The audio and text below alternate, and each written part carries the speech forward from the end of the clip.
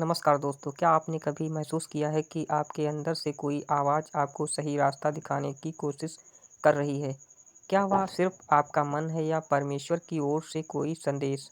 आज की इस वीडियो में हम जानेंगे कि आत्मा की आवाज़ कैसे सुनें और कैसे पहचानें कि परमेश्वर हमसे क्या कहना चाहता है।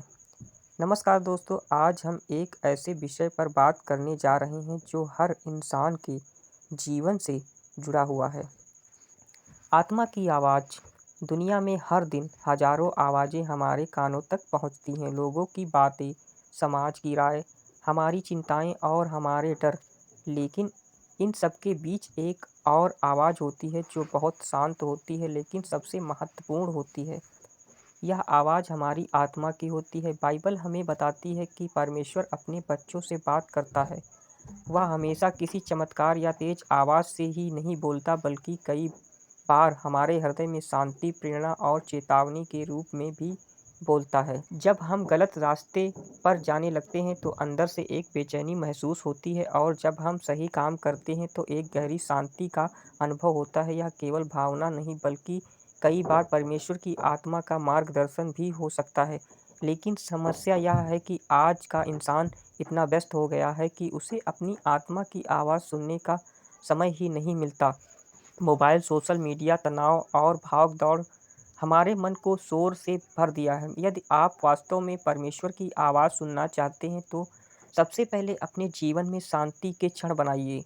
कुछ समय प्रार्थना में बिताइए, परमेश्वर के वचन को पढ़िए। जब आप मन को शांत करते हैं, तब आत्मा की आवाज़ अधिक स्पष्ट सुनाई देने लगती है।